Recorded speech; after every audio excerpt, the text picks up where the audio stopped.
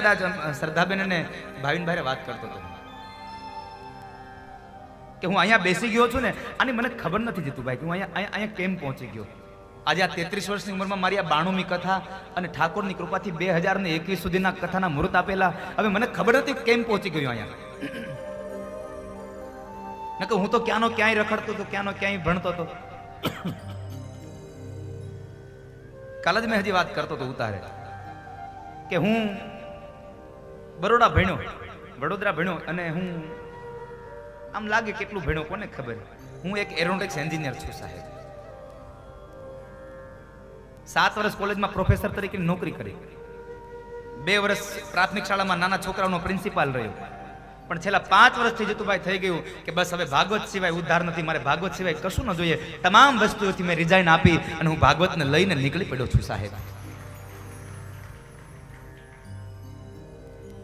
2004ની સાલમાં હું engineer complete થયો. એક લાસ્ટ સેમેસ્ટર ખાલી છોડવું પડ્યું, કારણ મારા પિતાશ્રીની આર્થિક પરિસ્થિતિને લઈને ફી ન ભરી શકો એટલા માટે. પણ એ વાતનો મને કોઈ રંજ નથી કે હું એન્જિનિયર ન થઈ શક્યો. એન્જિનિયર થયો તો કદાચ અત્યારે 1 લાખ 2 લાખ 5 લાખ મારો પગાર હોત. કદાચ મને ઓળખતા હોત તો મારી કંપનીના માણસો ઓળખતા હોત. પણ આજે ઠાકોરની કેટલી કૃપા થઈ, કારણ કે ભગવાને ધાર્યું હશે કંઈક બીજું. ભગવાનની ઈચ્છા હશે કે તારે મશીન નહીં, તારે માણા બનાવવાના છે, એટલે મને માણા બનાવવા માટે અહીંયા મોકલ્યો છે સાહેબ. યાદ રાખજો, માણસાઈને બનાવવા માટે મને અહીંયા તમારી સામે ભાગવતના ગ્રંથને લઈને મોકલ્યો છે. બાકી ના કર મારી 4 પેઢીમાં કોઈ કર્મકાંડ નથી કર્યું. કોઈને સ્વસ્તિના ઇન્દ્રો નથી આવડતું, કોઈને સ્વાહા કરતા નથી આવડતું. પણ આજે સાહેબ અહીંયા પહોંચ્યો છું ને તો મારા ઠાકોરની કૃપા અને મારા મા બાપના કોઈ સત્કર્મોનો ફળ હશે ને. એટલે હું વ્યાસપીઠથી જાહેર કહું છું કે મેં કાંઈ કર્મ નથી કર્યું. આ તો મારા મા બાપે વાવ્યું છે અને પાક તૈયાર થયો છે ને એને હવે તો બેઠા બેઠા લણું છું સાહેબ. હું ખાલી બેઠો બેઠો લણું છું. પાક તૈયાર થઈ ગયો છે, હવે મુલાદ પાકી ગઈ છે. માયા આવકારો આપ્યો. આ દુનિયામાં તમામ વ્યક્તિ જાકારો આપી શકે, પણ એક જનતા કોઈ દી તમને જાકારો ન આપી શકે. માટે આપ સૌને મારી પ્રાર્થના છે, યુવાનોને મારી પ્રાર્થના છે, બધું કરજો પણ મા બાપથી જુદા થવાનો વિચાર ક્યારેય ન કરશો. કારણ જ્યારે તમે મા બાપથી જુદા થાવ છો ને ત્યારે એ મા બાપનું દિલ બહુ દ્રવે છે સાહેબ. આ દુનિયામાં 2 વખત મા બાપ દુખી થાય છે. એક દીકરી ઘર છોડે ત્યારે અને એક દીકરો તર છોડે ત્યારે. આ 2 વખત મા બાપ દુખી થાય છે સાહેબ. દીકરી ઘર છોડે ત્યારે મા બાપ દુખી થાય છે.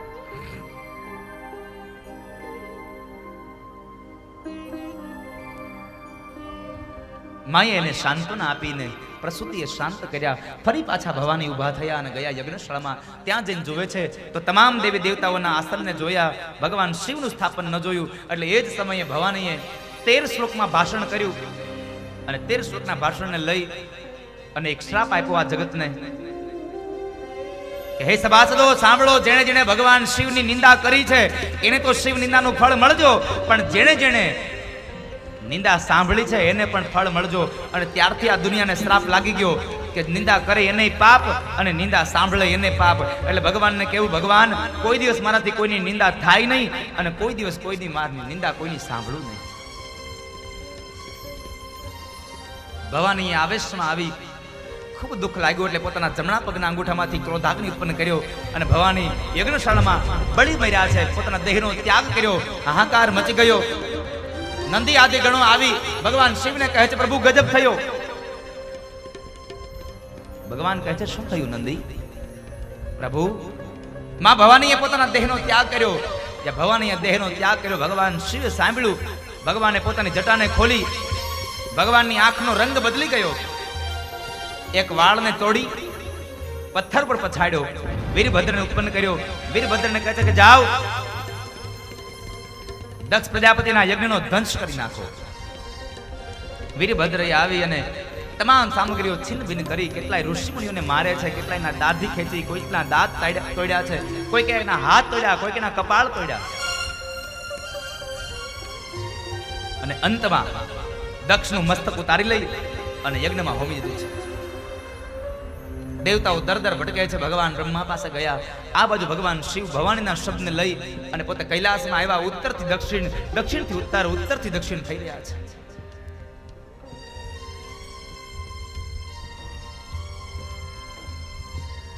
બ્રહ્મા પાસે ગયેલા દેવતાઓ ભગવાન બ્રહ્માને કહે છે બચાવો. બ્રહ્મા કહે છે વિષ્ણુને મળો.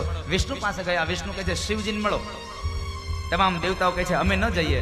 અને એ સમયે તમામ દેવતાઓ ભગવાન કૈલાસપતિ પાસે આવ્યા છે.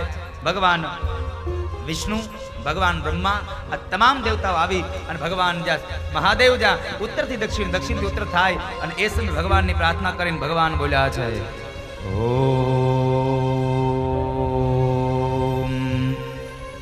ત્રંબકમ યજામહે સુગંધિમ પુષ્ટિવર્ધનમ ઉર્વારુકમિવ વંદના મૃત્યોર્મોક્ષેયમામૃતા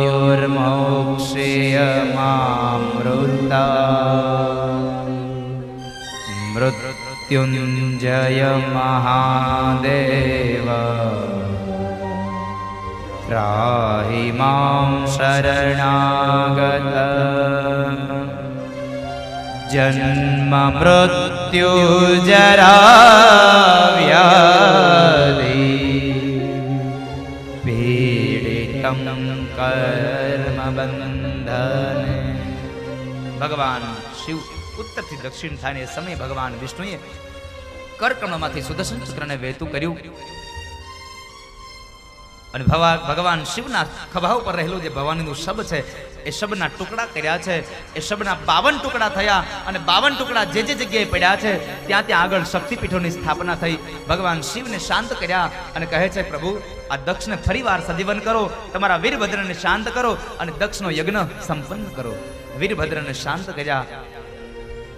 દક્ષને સજીવન કરવા માટે નંદીના શાપ મુજબ બકરાનું મોઢું મસ્તક કાપી અને દક્ષની હારે જોડ્યું છે.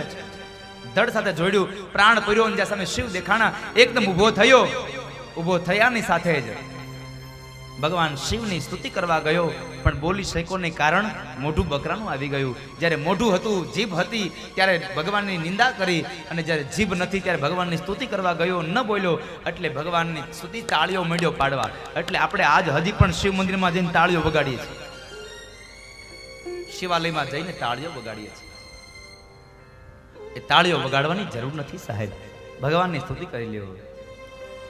ઓમ નમઃ શિવાય, ઓમ નમઃ શિવાય, હર હર ભોલે નમઃ શિવાય.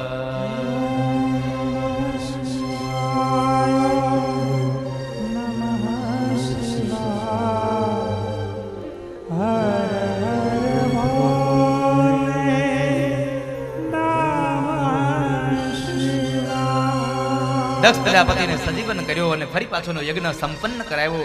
આ કથા સુખદેવજી મહારાજે રાજા પરીક્ષિતને બતાવીને કીધું કે ધર્મની અંદર ક્યારે અભિમાન ન કરશો, ધર્મની અંદર ક્યારેક તમે ભેદભાવ ન રાખશો. ધર્મમાં ભેદભાવ ન ચાલે. પણ અત્યારે તો થયું એવું સાહેબ, આ ધર્મના સંપ્રદાયમાં વડાઓ હોય ને એ પૈસાવાળો માણસ આવે એટલે એને એસી રૂમ આપે, પૈસા વગરનો માણસ આવે એટલે એને હોલમાં સુવાડવાનું સાહેબ. અરે સાહેબ તો એ આશ્રમ નહીં, એ હોટલ છે.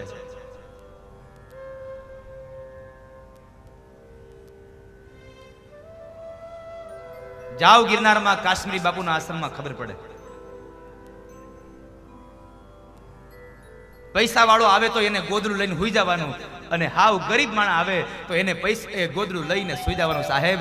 સૌને કોઈની પથારી હાથે કરવાની અને પથારી વાળીને પાછી મૂકી દેવાની સાહેબ. આવો જ્યાં ધર્મ હોય ને એને દુનિયા વંદન કરે, એને દુનિયા પ્રણામ કરે, એને દુનિયા અમર તરીકે ગાય છે. જંગલનો સાધુ સાહેબ કાશ્મીરી બાપુ.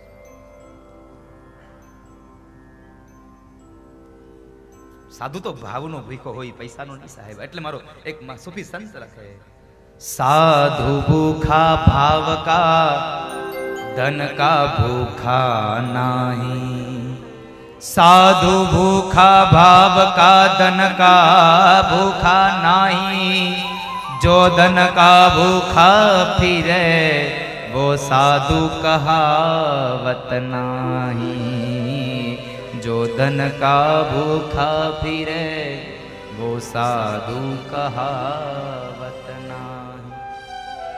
જેને સાધુને પૈસાની હામ નથી એ સાધુ છે સાહેબ. સાધુ તો ભાવનો ભીખો હોય. ત્યારબાદ ધ્રુવ પ્રકરણની કથા છે. 5 વર્ષનો બાળક ભગવાનને ભજવા માટે વયો જાય. અત્યારે 50 વર્ષનો માણસ ભગવાનને ન ભજે. ઉત્તાનપાદ રાજા છે, મનુ મહારાજના દીકરા ઉત્તાનપાદ.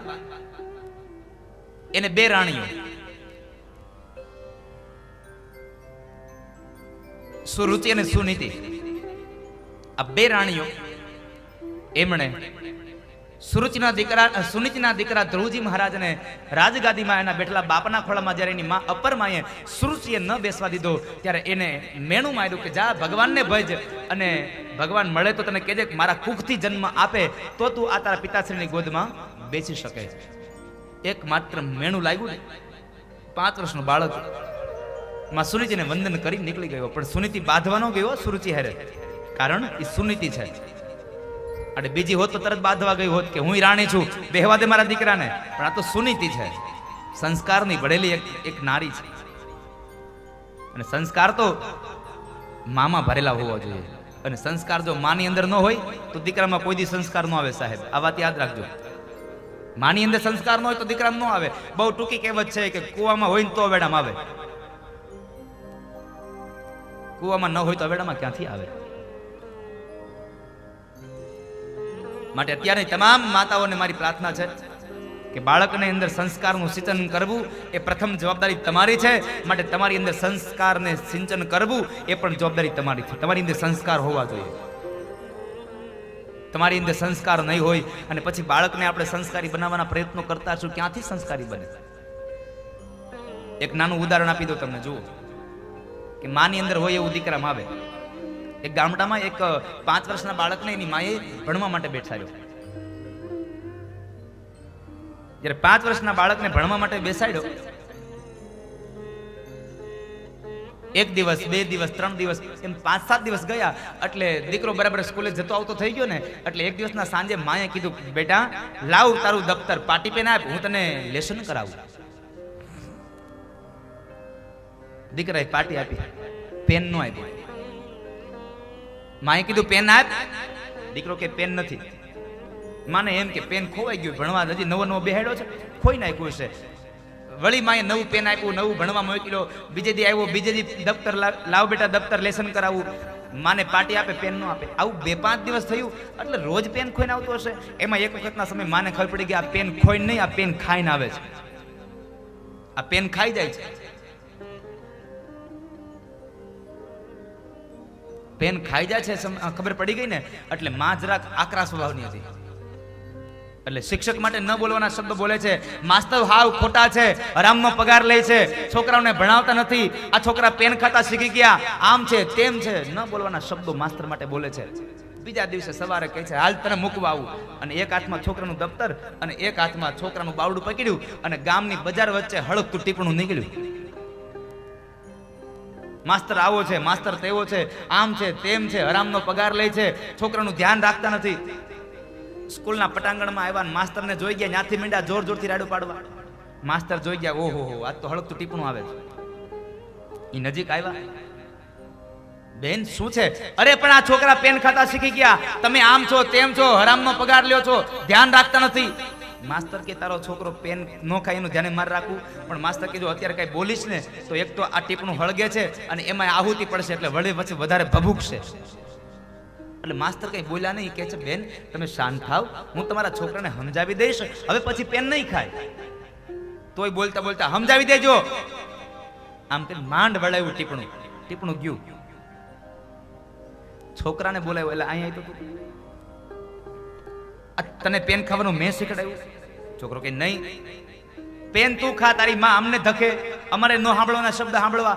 આ તને પેન ખાવાનું તું શીખો ક્યાંથી?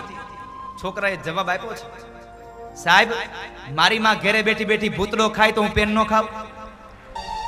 ધ્રુવજી મહારાજ ભગવાનને ભજવા માટે માં સુનીતિ પાસેથી રજા લઈ મધુવનમાં જાય છે. 6 મહિના સુધી એણે ભગવાનનું ભજન કર્યું અને એમાં ભગવાન એના પર પ્રસન્ન થયા. ભગવાન ચતુર્ભુજ નારાયણ પ્રગટ થયા, સામે આવીને ઉભા રહ્યા, પણ ધ્રુવની આંખો બંધ છે. ભગવાનનું રૂપ કેવું છે? તો વેદ અને પુરાણ કહે છે, સશંખ ચક્રમ સકિરીટ કુંડલમ સપીત વસ્ત્રમ સરસીરુહે ક્ષણમ સંહાર વક્ષ સ્થલકોસ્તુભ શ્રિયમ નમામિ વિષ્ણુ શિરસા ચતુર્ભુજમ. જેને 4 હાથ છે, 4 હાથની અંદર શંખ ચક્ર ગદા પદ્મ જેને ધારણ કર્યા છે. ધ્રુવજી મહારાજને હૃદયમાં દર્શન આપ્યા અને ભગવાન અંતર ધ્યાન થયા ને, અને ધ્રુવજી રોયા છે, ક્યાં ગયા ભગવાન, ક્યાં ગયા? અને જે આંખ ખોલે ને તો એ જ રૂપ સામે ઊભું છે, અને 2 હાથ જોડી અને 5 વર્ષનો ધ્રુવ ભગવાનની પ્રાર્થના કરવા જાય, પણ બોલી ન શક્યો. એટલે શું કર્યું ભગવાને? પોતાના હાથમાં રહેલો જે શંખ છે એ શંખ ધ્રુવના કપાળમાં અડાડ્યો. શંખ એ વિદ્યાનું પ્રતીક છે. ધ્રુવના કપાળમાં જ્યાં એ શંખ અડાડ્યો, અને ધ્રુવજી મહારાજ જણે વેદનો જ્ઞાતા બ્રાહ્મણ ભગવાનની સ્તુતિ કરે એમ બૈરાગીમાં સ્તુતિ કરી. જાણે એ એક વેદનો જ્ઞાતા બ્રાહ્મણ હોય એમ ભગવાનની સ્તુતિ કરી. યોંતઃ પ્રવિશમમ વાચમિમાં પ્રસુપ્તા સંજીવયત્યખિલ શક્તિધર સ્વદામ્ના અન્યસ્તહસ્તચરણ શ્રવણત્વગાદિના પ્રાણાન્નમો ભગવતે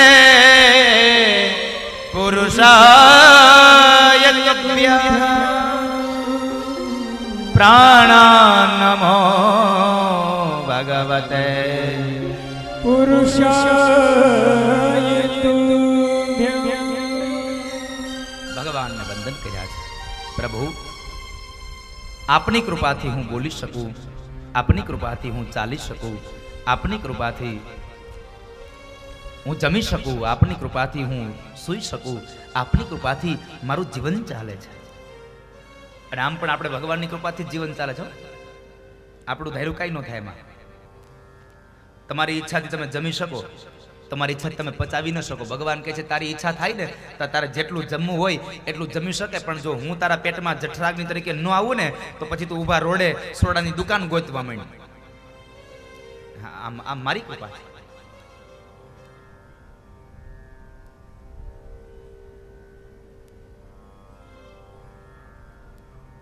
એટલે ભગવાનની કૃપા હોય તો આપણું જીવન શ્રેષ્ઠ ચાલે છે. ભગવાનની કૃપાથી જીવન શું મધુર ચાલે.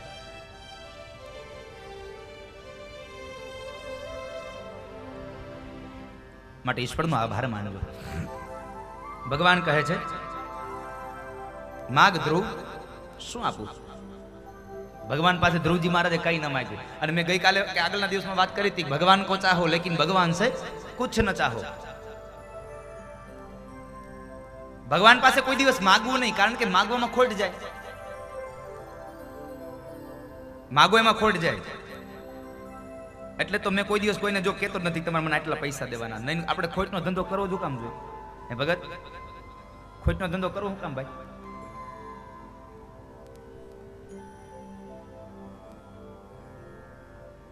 કનુભાઈ મને પૂછતા હતા મુહૂર્ત લીધું ને ત્યારે કે આ બધું તો આ બીજું પેકેજ તો ઠીક છે, તમારી દક્ષિણા. એટલે મેં કીધું મારે કઈ તમને કહેવું નથી, તમને જે સારું લાગે 7 દિવસ હું કથા વાંચું, પછી તમને જે સારું લાગે એ મને આપજો. તમને એમ લાગે કે આ દાદાની આ લાયકાત છે એટલે આ પ્રમાણે આપવું જોઈએ. આપણે તમારું અંદર આત્માથી રાજી થવાય એ અપાય. તો મને કે ના ના કયો તો ખરા. મેં કીધું ના, હું શું કામ કહું, મારે ખોટનો ધંધો કરવો એ તમને આજ બતાવી દઉં. હું ખોટનો ધંધો નથી કરતો કોઈ દિવસ. હવે હું કદાચ એને કહું કે કનુભાઈ તમારે મને 2.5 લાખ રૂપિયા આપવાના, 3 લાખ રૂપિયા આપવાના, 5 લાખ રૂપિયા આપવાના, અને કનુભાઈ નક્કી કર્યું કે મારા દાદાને 11 લાખ દેવા, તો મારે તો કાયદેસરના 6 લાખની ખોટ ગઈ ને. આ ખાલી સાંભળવા પડતું છો. તમે મૂંઝાઈ જતા ને. જોકે કોઈ ઉપાધિ નથી, ઠાકોરજીની પૂર્ણ કૃપા છે આ પરિવાર ઉપર. પણ મારો કહેવાનો ભાવાર્થ છે, માગવાથી માણસનું માન ઘટે છે. ભગવાન પાસે કોઈ દિવસ માગવું નહીં, અને નો માગો ને એમાં તમને વધારે મળે. તમે માગી માગીને કેટલું માગો? ધ્રુવજી શેના માટે આવ્યા હતા? મારા પિતાશ્રીની ગોદમાં મને બેહવા મળે. કેટલી વાર? એક વાર. આના માટે જ આવ્યા હતા ને. ભગવાને શું આપ્યું જોજો, કેટલા જેકપોટ લાગી ગયા એને. ભગવાન પાસે ધ્રુવજી માગ્યું નહીં એટલે ભગવાને સામે ચાલીને કીધું કે ધ્રુવ, તારે જે તારા પિતાશ્રીની ગોદમાં બેસવું હતું ને, એ તારા પિતાશ્રીની ગોદમાં નહીં, તારો પિતાશ્રી જે રાજગાદી ઉપર બેઠો હતો એ રાજગાદી ઉપર હું તને બેસાડું છું, અને 1 વર્ષ માટે નહીં, હું તને 36,000 વર્ષ માટે રાજા બનાવું છું. પેલું 36,000 વર્ષનો રાજા બનાવ્યો. બીજો જેકપોટ કે જ્યારે તારો અંત સમય આવશે ત્યારે તને મારું દિવ્ય વિમાન લેવા આવશે. આ બીજો જેકપોટ. અને ત્રીજો જેકપોટ આપ્યો કે તારા મૃત્યુ થયા પછી ધ્રુવ, હું તને આકાશમાં અવિચળ પદ આપું છું અને સપ્તર્ષિઓ તારી પરિક્રમા કરશે. હવે આનાથી વિશેષ ભગવાન આપે કેટલું? તમે માગ્યું હોત તો હું માગત? મને મારા પિતાશ્રીની ગોદમાં બેસવા મળે. એટલા માટે કહું છું, ભગવાન કો ચાહો લેકિન ભગવાન સે કુછ ન ચાહો. આ દુનિયામાં સાહેબ અપેક્ષા ન કરો કોઈ દિવસ. ભાગ્યમાં હોય તો તમને ગમે ત્યાંથી મળી જાય. ભાગ્ય વગરનું કઈ ન મળે. ગમે તેટલી મહેનત કરો, શું મળે? કઈ નહીં. એટલે રામચરિત માનસની ચોપાઈ છે, સકલ પદાર્થ હે જગમાહી, સકલ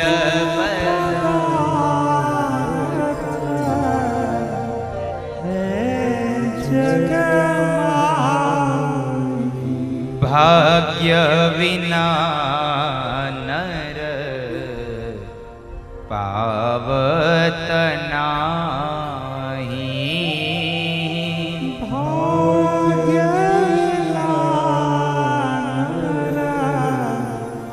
પાવત સકલ પદાર્થ હે જગમાહી, ભાગ્ય વિના નર પાવત નાહી. ઈશ્વરનાથ, જ્યાં સુધી તમે ભાગ્યને ન માણો ત્યાં સુધી તમે ન મેળવી શકો. ધ્રુવજી મહારાજને આ વચન આપ્યું ભગવાન. ગયા ધ્રુવજી મહારાજ આવ્યા છે,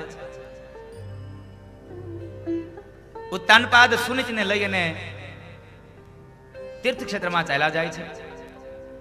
ત્યારબાદ ધ્રુવજી મહારાજનું લગ્ન સુષુમાર પ્રજાપતિની ભ્રમી નામની કન્યા સાથે થયું. સંસાર જીવન આગળ ચાલ્યું, દીકરાઓ થયા, 36,000 વર્ષનું રાજ્ય કર્યું. અને ત્યારબાદ પોતાની પ્રજાને પણ ભગવાનમય બનાવી. અને અંતે ધ્રુવજી મહારાજ ઋષિકેશમાં સ્વર્ગાશ્રમ છે હરિદ્વારમાં ઋષિકેશ, અને ઋષિકેશમાં સ્વર્ગાશ્રમ, એ સ્વર્ગાશ્રમને કિનારે આવી અને ત્યાં આગળ ગંગાના કિનારે જપ કરવા બેઠા છે. પણ જપમાં મન લાગ્યું નહીં એટલે બીજે જવા ગયા. ત્યાં આગળ ગંગાજી પ્રગટ થયા. ભક્તરાજ, ક્યાં જાવ છો? તો કહે છે, ગંગા, તારા વેણનો અવાજ બહુ આવે છે ને, એટલા માટે હું બીજે જાઉં છું. અને ત્યારે ગંગાજી બોલ્યા છે, ભક્તરાજ, તમારે ક્યાંય જવાની જરૂર નથી, હું મારા વેણને શાંત કરી દઉં છું, તમે અહીંયા જ રહ્યો. અને એ સમયે ગંગાજી શાંત બન્યા અને ધ્રુવજી મહારાજ ત્યાં આગળ ભગવાનનું યજન કરે છે. યજન કરતા કરતા ભગવાનનો અંત સમય જ્યારે ધ્રુવજી મહારાજનો આવ્યો તો ભગવાનનું દિવ્ય વિમાન લેવા આવે છે. મૃત્યુને પગથિયું બનાવી ધ્રુવજી મહારાજ પાર્ષદો સાથે ગયા છે. પણ માર્ગની અંદર વિમાનમાં ધ્રુવજી રડ્યા છે. શા માટે? તો કહે છે કે મારી માં ન હોય તો મારે નથી આવવું. ત્યારે પાર્ષદો બોલ્યા કે ભક્તરાજ, જુઓ, તમારા જેવા દીકરાને જે માં જન્મ આપે ને એને તો સ્વર્ગનું વિમાન જ લેવા આવે. આગળના વિમાનમાં નજર કરો, તમારી માતા સુનીતિને લઈ અને ભગવાનના પાર્ષદો જઈ રહ્યા છે. દીકરો સારો હોય ને તો સ્વર્ગ અપાવે, અને જો બરાબર ન હોય ને તો સ્વર્ગ મેળવો ત્યાંથી નરકમાં નાખે. નક્કી તમારે કરવાનું છે, ધ્રુવ જોઈ છે કે ધુંધુકારી. રાશિ બેની એક જ છે, ધ્રુવ અને ધુંધુકારી. નક્કી તમારે કરવાનું, ધ્રુવ જોઈએ છે કે ધુંધુકારી જોઈએ છે. ધ્રુવ ચરિત્રની કથા બતાવે છે, 5 વર્ષનો બાળક ભગવાનને ભજવા માટે નીકળી જાય છે. પણ આપણે 50, 60 વર્ષ સુધીના થઈ જઈએ છતાં પણ ભગવાનને ભજતા નથી. માટે આપ સૌને ભગવાનની પ્રાર્થના કથા કહે છે કે સમયાંતરે ઈશ્વરને ભજવા. એ કથા બતાવી. ત્યારબાદ પૃથુ ચરિત્રની કથા. ભગવાન રાજા બન્યા. શા માટે રાજા બન્યા? તો કહે છે કે જ્યારે રાજાનો ધર્મ શું છે એ માણસ ભૂલી જાય, એટલા માટે રાજાનો ધર્મ બતાવવા માટે થઈ અને ભગવાન રાજા બનીને આવ્યા છે. રાજાનો ધર્મ બતાવવા માટે ભગવાન રાજા બન્યા. એ કથા કરાવી. ચતુર્થ સ્કંદને વિરામ કર્યો અને પંચમ સ્કંદમાં પ્રવેશ કરાવતા ભગવાન બાદરાયણ વેદવ્યાસ બોલ્યા છે. અહો અમીશા કિમ કાર્ય શોભનમ પ્રસન્ન એષામ સ્વિદુત્વમ સ્વયં હરિ યેર જન્મ લબ્ધ નૃષભારતાજિરે યેર જન્મ લબ્ધ નૃષભારતાજિરે મુકુંદ સેવો પયિકમ સ્પૃહાઈના મુકુંદ સેવો પયિકમ સ્પૃહાઈના. પંચમ સ્કંદ એટલે પ્રિયવ્રત મહારાજની કથા છે. મનુ મહારાજના બીજા દીકરા પ્રિયવ્રત રાજા અને એ પ્રિયવ્રત મહારાજે ગ્રહસ્થાશ્રમનો સ્વીકાર કર્યો બ્રહ્માજીના કહેવાથી. એમને ત્યાં જે દીકરા થયા 10 દીકરાઓ, એમાં 3 દીકરાઓ વિરક્ત બન્યા, 7 દીકરાઓ એક એક દીપના રાજ્યને પામ્યા. એમાં સૌથી મોટા દીકરા એમાં જંબુદીપના રાજા જે પ્રિયવ્રત છે એમને આગનિધ થયા, એના દીકરા આગનિધ થયા. એ આગનિધના પુરોચિતિ નામની અપ્સરાની હારે લગ્ન થયા અને એમને ત્યાં નાભી નામનો એક દીકરો થયો અને એ નાભીના લગ્ન મેરુની દીકરી મેરુપુત્રી સાથે થયા છે, મેરુદેવી સાથે થયા. અને નાભી અને મેરુએ બેયે ભગવાનનું યજન કર્યું અને એ યજન દ્વારા એમને ત્યાં જે દીકરો થયો એ ભગવાન સાક્ષાત નારાયણના અંશ સ્વરૂપે ભગવાન ઋષભદેવજી મહારાજ પ્રગટા. બોલીએ ઋષભદેવજી મહારાજ કી જય. ભગવાન ઋષભદેવનું પ્રાગટ્ય થયું. ઋષભદેવનું પ્રાગટ્ય છે જીવનમાં મુક્તિનો માર્ગ બતાવવા માટે, નિવૃત્તિનો માર્ગ બતાવવા માટે. માણસે નિવૃત્તિના કાળમાં શું કરવું જોઈએ અને ક્યારે નિવૃત્તિ મેળવવી જોઈએ. ક્યારે નિવૃત્તિ મેળવવી જોઈએ તો કહે છે 50 વર્ષ સંપન્ન થઈ જાય એટલે 51મા વર્ષમાં પ્રવેશ થાય. એટલે 51મા વર્ષમાં પ્રવેશ કરતાની સાથે જ આપણે સંસારની દોરીઓ, વ્યવહારની દોરીઓ છોકરાને સોંપી દેવાય. લ્યો ભાઈ, હવે તમે વ્યવહાર કરો, જેમ કરવો હોય તેમ કરો. તમે અત્યાર સુધી અમે વ્યવહાર કર્યો, હવે તમે કરો.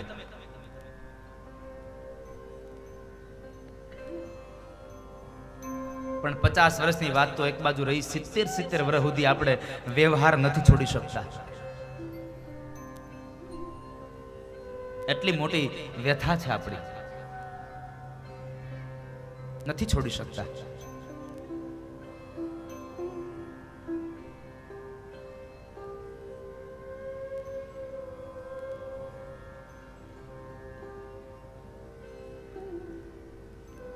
ઋષભદેવજી મહારાજ કહે છે નિવૃત્તિનો માર્ગ અમુક અમુક સમયે, અમુક ઉંમરે અમુક વસ્તુનો ત્યાગ કરવો. અને મારી એક કહેવત છે, જીવનમાં વસ્તુ છૂટી જાય એના કરતા સમયાંતરે છોડી દેવી એનો આનંદ વધારે હશે.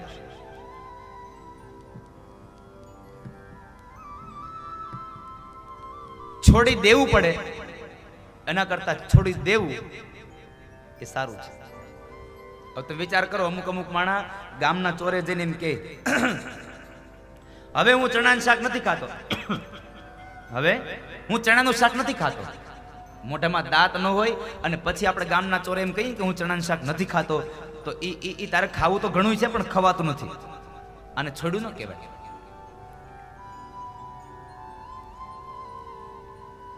તારું શરીર ચાલે છે છતાં પણ તું જ્યારે અમુક વસ્તુનો ત્યાગ કરી દે ને એ તે વસ્તુનો ત્યાગ કર્યો કહેવાય. સમયાંતરે ત્યાગ કરવો સાહેબ.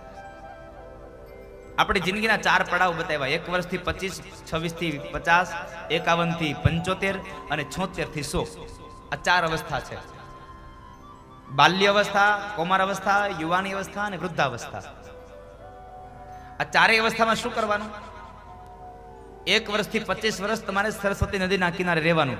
એટલે આનો આધ્યાત્મિક અર્થ બતાવ્યો. 25 વર્ષ સુધીમાં ભણી લેવાનું. પછી 30, 35 વર્ષ સુધી ભણાય નહીં.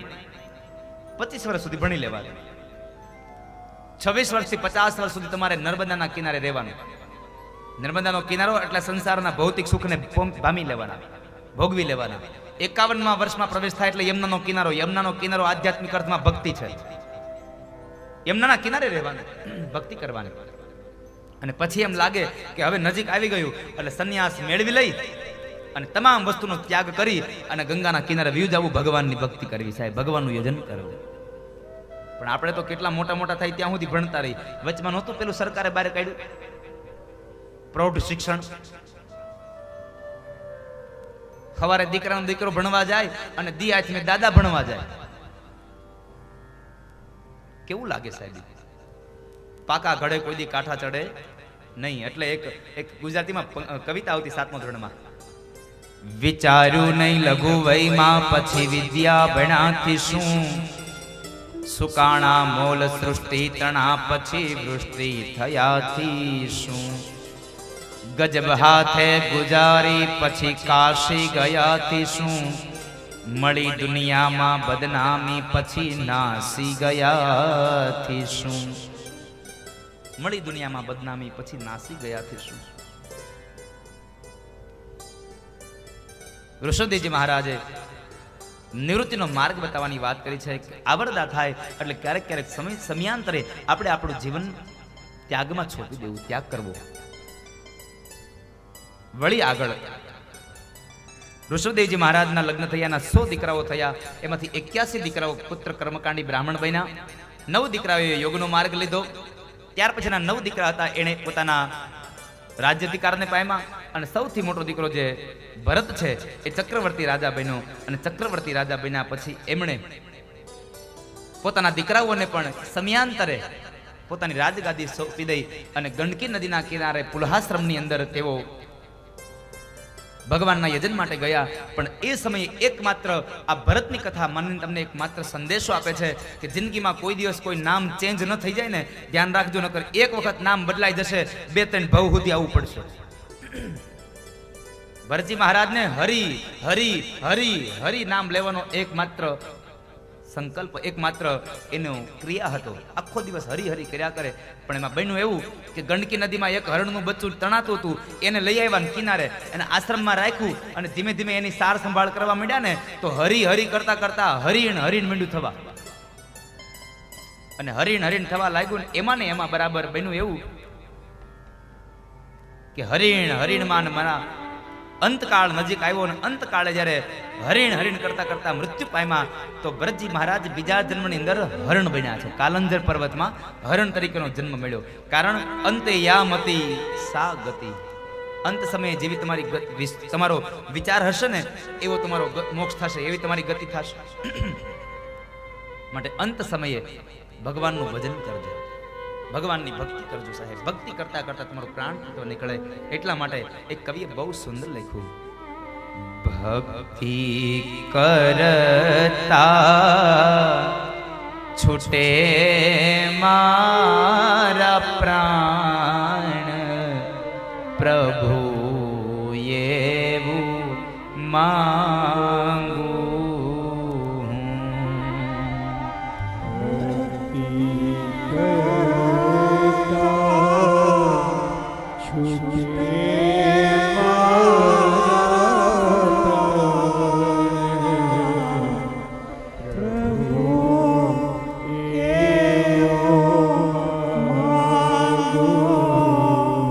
સૌને મારી એક પ્રાર્થના છે, જો આપ કથા કીર્તનની બુક લ્યો ને તો કાલથી પાછા સવારે સાથે ભેગી લેતા આવજો. કારણ કે અહીંયાથી જેટલા હું પદ ગવરાવીશ ને એ બધા પદ મેં આ કથા કીર્તનની બુકમાં આપ્યા છે. માટે આપ સૌ લોકો આ કથા કીર્તનની બુક લઈને આવજો, એટલે તમને રાગે ગોતવા નહીં પડે અને હારે ગાવાની મજા આવશે. ભક્તિ કરતા છૂટે મારા પ્રાણ, પ્રભુ એવું માંગુ. ભક્તિ કરતા છૂટે મારા પ્રાણ, પ્રભુ એવું માંગુ.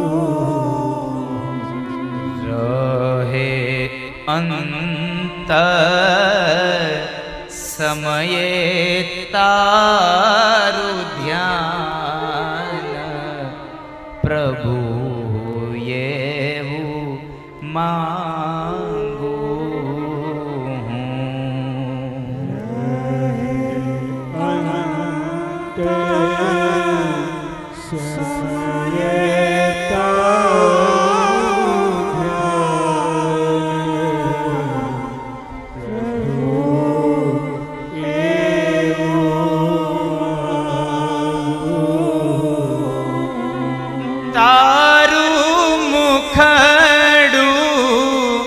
મનોહર જો યા કરું તારું મનોહર જોયા કરું રાત દાડે ભજન તારું કર્યા કરું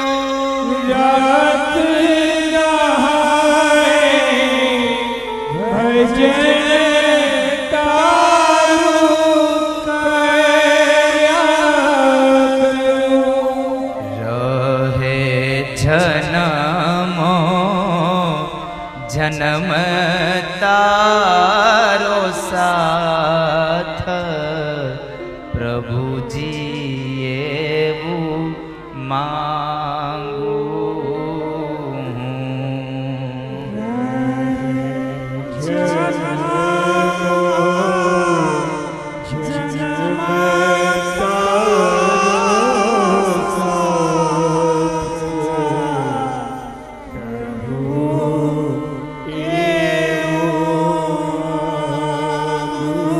ભગવાનના ચરણમાં પ્રાર્થના કરજો કે હે ઈશ્વર મારો અંત સમય હોય ત્યારે પણ મારે તમારી ભક્તિ થાય, મને તમારા ગુણાનુવાદ ગાવાનો અવસર મળે.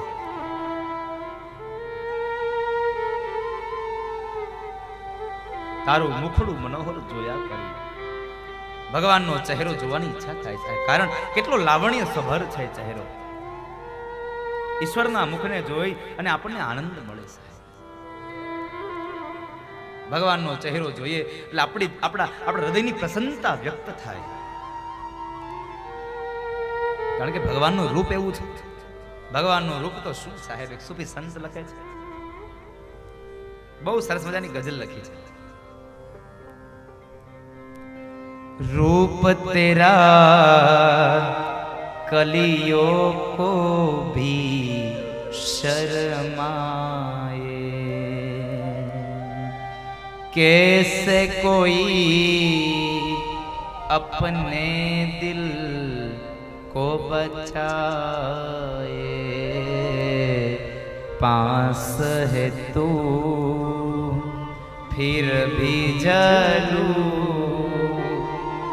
पास है तू फिर भी जलूं, कौन मुझे समझाए, सावन बीता जाए, प्यार भरे दोष शर्मीले. ભગવાનની એવી આંખો છે સાહેબ, ભગવાનનું એવું રૂપ છે, એ આંખોને જોઈ, એ રૂપને જોઈ અને આપણું મન એમાં લાગી જાય સાહેબ. એટલે કવિ કહ્યું, તારું મુખડું મનોહર જોયા કરું.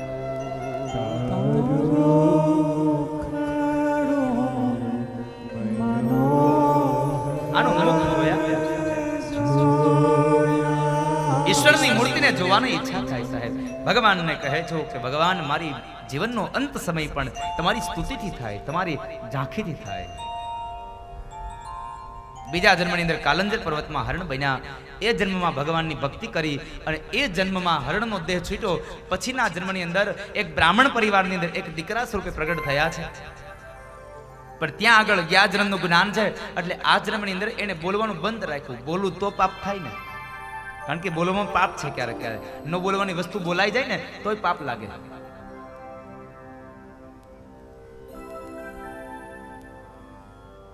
એટલે તો કહે છે બને ત્યાં સુધી તમે ઓછું બોલો. પણ આ દુનિયામાં સાહેબ ઓછું બોલવું ને બહુ મુશ્કેલ છે. મૌન રહેવું સહેલું છે, ઓછું બોલવું બહુ મુશ્કેલ છે.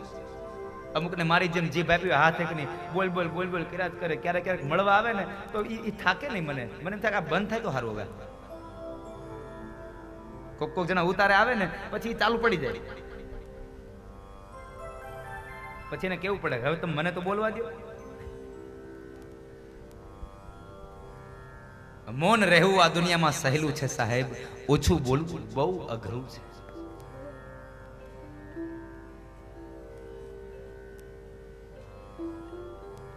આ સૂત્ર મેં આમ હું દ્વારકા ભણતો ને ત્યારે મારી પાઠશાળાની સામે એક એકેડેમી એક હાઈસ્કૂલ છે. એ હાઈસ્કૂલના એક દિવાલ ઉપર લખ્યું હતું મૌન રહેવું સહેલું છે પણ ઓછું બોલવું અઘરું છે. ત્યારનું મારા મગજમાં આ ઘૂસી ગયું સાહેબ, મારા માનસપટમાં ચિતરાઈ ગયું. દ્વારકાની મજા જ અલગ છે જીતુભાઈ.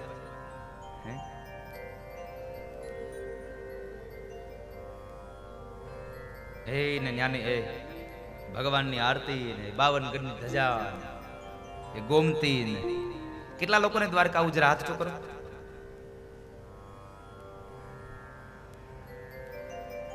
અહીંયા 29 તારીખે કથા પૂરી થશે ને એટલે 30 તારીખે દ્વારકા ચાલુ થાય છે. જેને આવવું હોય ને છૂટ છે, આવવા જવાનું અને ત્યાં રહેવાની વ્યવસ્થા તમારી હાથે કરવાની. જમવાની વ્યવસ્થા અમે કરીશું. રાતની કથા રાખીએ મને. હા, રાતે 8:30 થી 12:30 એક ટાઈમની કથા. દિવસે દરરોજ એને ઠાકોરજીના દર્શન કરવાના. એક ટાઈમની કથા. ભગત તારે સારું છે એક ટાઈમની કથા. જો કે હવે બધી કથા એક ટાઈમની છે, ઉપાધિ ન કરતા.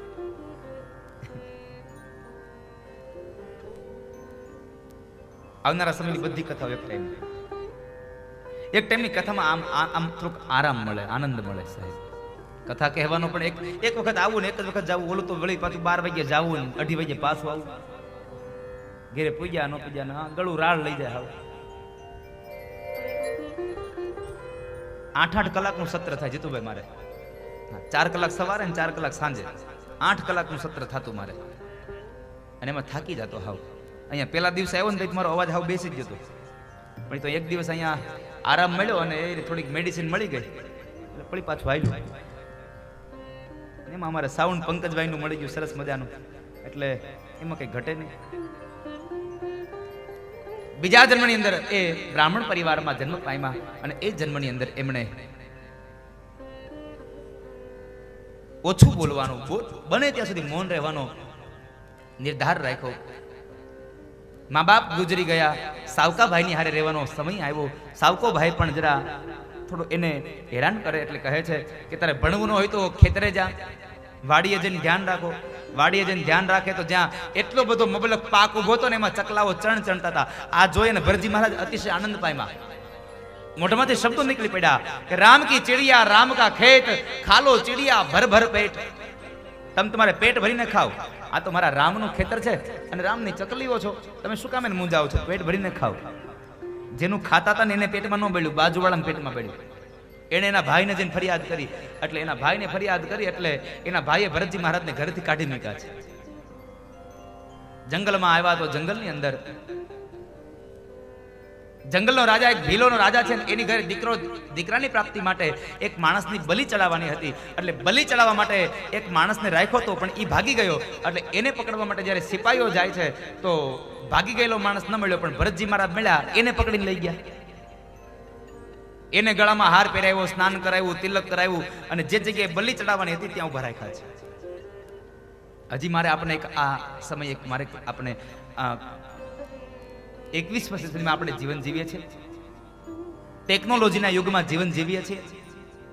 આપ સૌને મારી પ્રાર્થના છે આપણા જીવનમાંથી શ્રદ્ધા વહી ન જાય એના માટે જિંદગીમાં કોઈ દિવસ અંધશ્રદ્ધાને સ્થાન ન આપતા.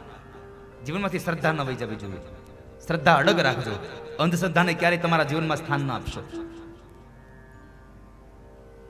એક સમય એવો હતો કે બલિ ચડાવાતી હતી, હવે બલિ ન ચડાવાતી, હજી ચડાવાય છે.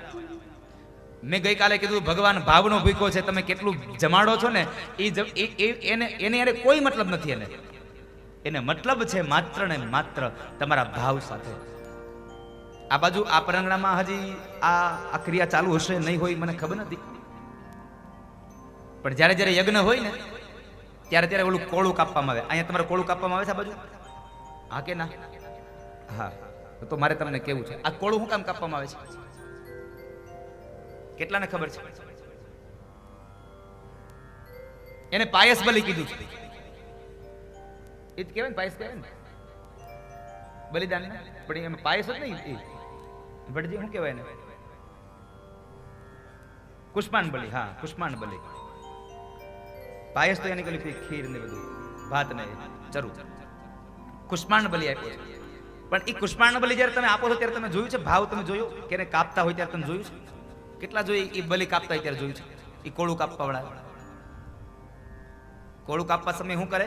એક પાટલા ઉપર કોળું મૂકે, એની ઉપર સિંદૂર પધરાવે, એની ઉપર કંકુ નાખે અને સામે તલવાર લઈ અને એક ભાઈ બેસી જાય ગોઠણિયા વાળી અને એવો ઘા કરે આમ જાણે કોઈ બકરાનું મસ્તક ઉતારતો હોય. યાદ રાખજો, તમે માત્ર અહીંયા કુષ્માંડ બલિ રાખ્યો છે, માત્ર ને માત્ર તમે કોળું લઈ આવ્યા છો, પણ તમારો ભાવ તો હજી બલિનો જ છે. એટલે તમે આ બંધ કરી દો. હવે મારે તો યજ્ઞ થાય ને, હું યજ્ઞનું મુહૂર્ત આપું ને એટલે કોઈ દી એમાં કોળું આવે જ નહીં. હા, આ મારો પોતાનો આ પર્સનલ ભાવ છે સાહેબ, તમારે બધાને સ્વીકાર લેવો જરૂર નથી. આ મારો પોતાનો પર્સનલ અનુભવ છે. મને પોતાને ગમે છે આવું કે આવા ભાવથી શું કામ ભગવાનને અર્પણ કરવું. આપવું છે તો એને ખીર ખવડાવો, ભગવાનને લાપસી ખવડાવો, ભગવાનને રોટલી ખવડાવો. પણ જ્યારે ભરતજી મહારાજને તમે એને લઈ આવ્યા છે, જ્યાં ભરતજી મહારાજને મારવા જાય ત્યાર પહેલા મહાકાળી માતાજીની મૂર્તિ ફાટી અને એમાંથી મહાકાળી પ્રસન્ન થયા અને જે મારાઓ ભરતને મારવા ગયા હતા એ જ મારાઓને મહાકાળી માતાજીએ માર્યા છે. માં તો સૌનું રક્ષણ કરનારી છે. માતાજીએ ભરતજી મહારાજનું રક્ષણ કર્યું. ભરતજી મહારાજે મહાકાળી માના ચરણમાં વંદન કર્યા છે, પ્રાર્થના કરી છે, માં આજ જો મને આ લોકો લઈ આવ્યા ન હોત તો મને તમારા દર્શન ન થયા હોત. અને આ દુનિયામાં માં પણ સૌ કોઈનું રક્ષણ કરે છે, એટલે તો ગાવું ગમે છે. તું કાળીને કલ્યાણી રે માં, જ્યાં જો ત્યાં જોગ માયા.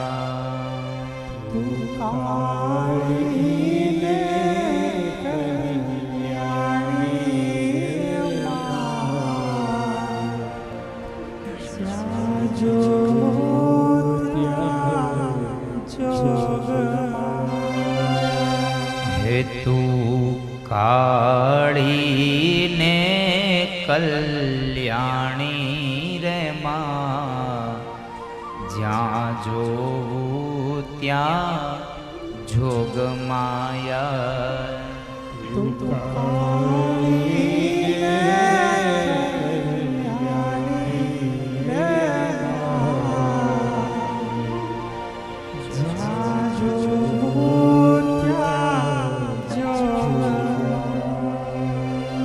એ તને ચારેય યુગમાં વખાણી મોરી માં, જ્યાં જોવું ત્યાં જોગ માયા. એ તને ચારેય યુગમાં વખાણી મોરી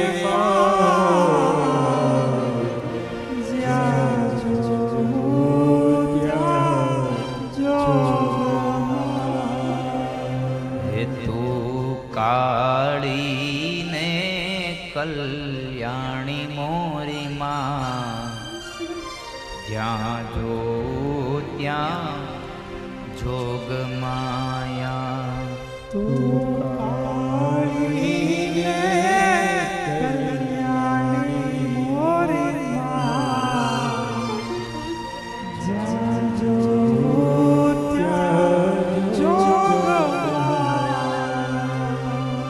મહાકાળી માતાના દર્શન કરી ભરતજી મહારાજ નીકળે છે તો માર્ગની અંદર ફરી પાછા જંગલમાં જ્યાં ડોલતા ડોલતા જાય છે તો રાજા રહુગણના સિપાહીઓ એને પકડીને લઈ જાય છે. રાજા રહુગણના સિપાહીઓ પકડીને લઈ ગયા અને કહે છે કે ચાલો ભાઈ આ પાલખીને ઉપાડો. પાલખીને ઉપાડવાની વાત કરે, પાલખી ઉપાડે છે, ચાલ્યા જાય છે અને બરાબર માર્ગની અંદર કીડા મકોડા દેખાયા એટલે ભરતજી મહારાજે કુદાકો લગાવ્યો, એટલે કુદાકો લગાવવાને લઈ અને રાજા રહુગણના માથામાં દંડ વાગ્યો, એટલે રાજા રહુગણ પાલખી ઊભી રખાવી અને ભરતજી મહારાજને મારે છે. ભરતજી હસે છે. રાજા રહુગણે પ્રશ્ન કર્યો, એલા તને વાગતું નથી? મર્યા જેવો છો, આ તું હસે છે તો? અને ત્યારે ભરતજી મહારાજ બોલ્યા છે કે ભાઈ તમે કોને મારો છો? મને? નૈનમ છેદંતી શસ્ત્રાણી, મને શસ્ત્ર છેદી ન શકે, અગ્નિ બાળી ન શકે, પાણી ભીંજવી ન શકે, વાયુ સૂકવી ન શકે. તમે મારો છો શરીરને, તો શરીરને મારો, એમાં મારે શું કામ દુખી થવાનું? આ વાત સાંભળી રાજા રહુગણ કહે, તમે કોણ છો? ભાઈ હું કોણ છું ને એની તો શોધ માટે નીકળી પડ્યો છું. તમે રાજા રહુગણ, તમે રાજા ભરતનું નામ સાંભળ્યું છે? ચક્રવર્તી રાજા ભરત? અરે હા, એના જ રાજ્યમાં રહી છે, એ મૃત્યુ પામ્યા છે. ભાઈ એ તમારા માટે મૃત્યુ પામ્યા છે, ઈનો ઈજ હું ભરત છું. પણ એક વખત હરિમાંથી હરિણ થઈ ગયું ને, આ 2 જન્મ બીજા લેવા પડ્યા. હરિમાંથી હરિણ થઈ ગયું, 2 જન્મ બીજા લેવા પડ્યા.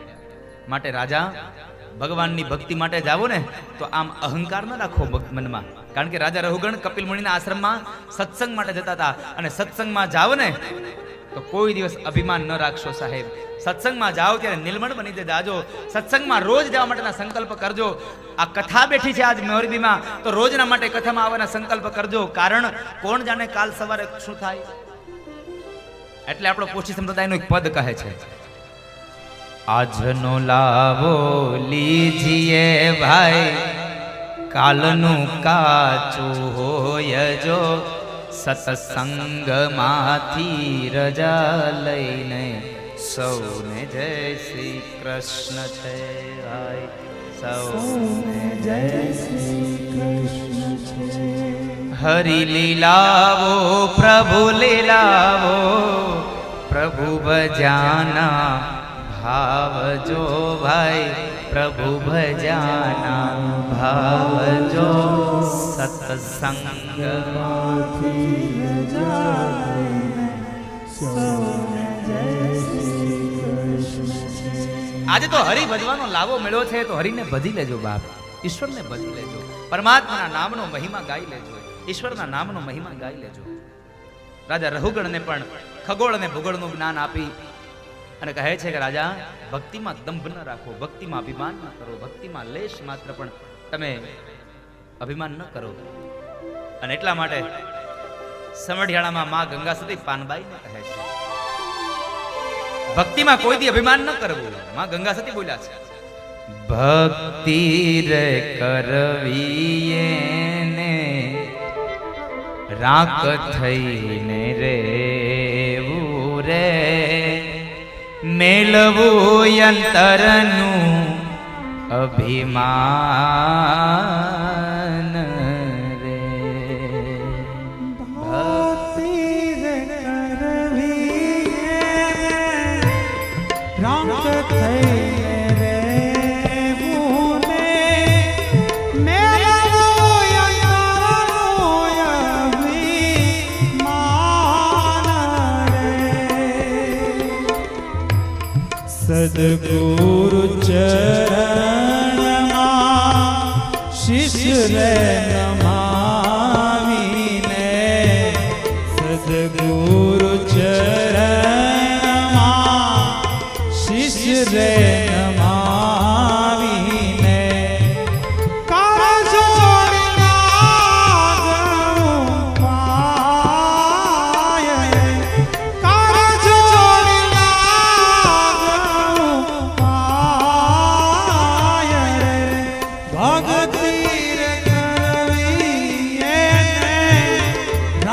થઈને રેવું ને, મેળવું અંતરનું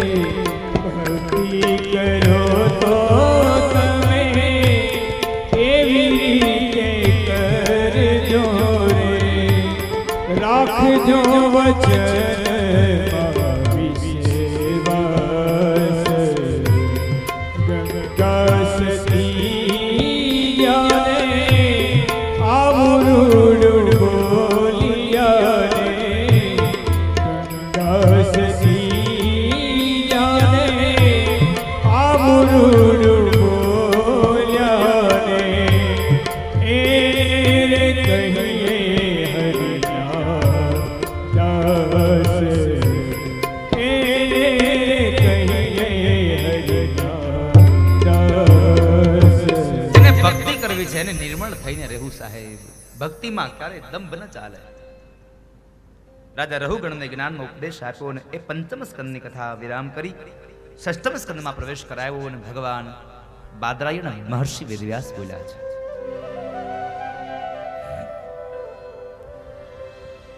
અજાત પક્ષા ઇવ માતરં ખગા સ્તન્યમ યથાવત સતરામ ક્ષુધાર્તા પ્રિયં પ્રિયેવ વ્યુષિતં વીર્ષ્ણા મનોરવિંદા ક્ષદિદૃક્ષતે ત્વાં મનોરવિંદા ક્ષદિદૃક્ષતે ત્વાં. છઠ્ઠો સ્કંદ એટલે નામનો મહિમા છે. છઠ્ઠા સ્કંદમાં એક અજામિલની કથા છે અને એ અજામિલ બ્રાહ્મણ હતો.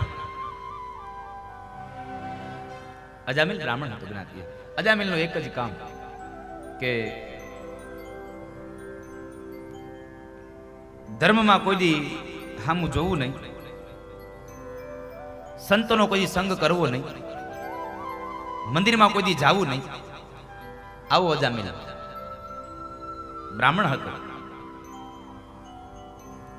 છતાં પણ એને ભગવાનને ન ભજ્યા. એને ભગવાનને એને ભગવા કપડાને 12મો સંદર્ભો કૂતરા બિલાડા જેવું, અને તમારી ભાષામાં કહું તો છત્રીનો આંકડો. નથી કહેતા ભાઈ એની હારે રહેવા દેજો, મારે એની હારે છત્રીનો આંકડો. છત્રીનો આંકડાનો સરવાળો કરી 9 થાય ને પૂર્ણાંક છે, એમાં જોડ જામશે.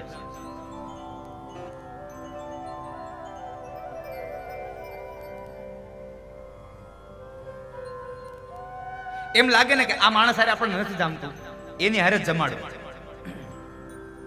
એની હારે જ જમાડો. સામ દામ દંડ ભેદ એને મેળવે પાર કરો. એમ ઈ આપણાથી 10 ગાવ આઘું હાલે ને તો આપણે એનાથી 20 ગાવ અંદર હાલે. એને મેળવે પાર કરો.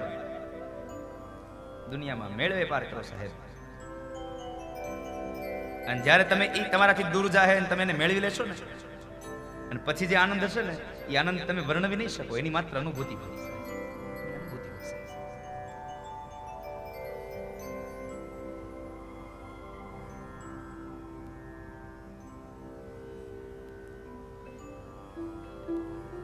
તમે પેલા મેળામાં ગયા કોઈ દિવસ? કેટલા લોકો મેળામાં ગયા? જરા હાથ તો કરો.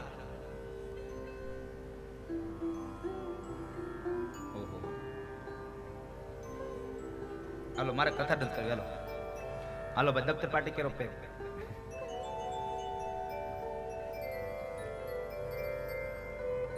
મેળામાં જઈને પછી તમને ખબર એક ઉપર બીજો ગ્લાસ, બીજા ઉપર ત્રીજો, એમ કરતા કરતા ગ્લાસ રાખ્યા આખા, અને આપણે એને બોલથી પાડવાના હોય. આપણે શું કરીએ? બોલથી પાડવા જઈને એક બોલ આમ જરાક આઘો જાય ને એટલે આપણે નારાજ થઈ જાય. બીજો બોલ જરાક એની વધારે નજીક આવે. એમ કરતા કરતા એમાં જો આપણો એકદમ નિશાના ઉપર ઘા લાગી જાય અને બરાબર જો છઠ્ઠા સાતમા બોલથી ઈ ગ્લાસ પડી જાય ને એટલે કેટલો આનંદ વ્યક્ત થાય સાહેબ. હે કેટલો આનંદ થાય બટુકભાઈ. એની મસ્તી અલગ હોય સાહેબ. એમ ઈશ્વર તમારાથી ગમે તેટલો દૂર રહ્યો પણ તમે એને જેમ જેમ નજીક લાવવાના પ્રયત્નો કરશો ને એમ તમારી કસોટી થશે આમાં. એમ તમારાથી વધારે દૂર થશે. પણ જ્યારે તમે એક સમયના માટે, એક વખતના માટે પણ ઈશ્વર તમારી નજીક આવી જશે ને, પછી તમને જે એનો આનંદ હશે સાહેબ, એ તમે અનુભવી શકશો, પણ એને બોલી નહીં શકો તમે ક્યારેય. પરમાત્માની અનુભૂતિ હોય સાહેબ, પરમાત્માનું વર્ણન ન હોય.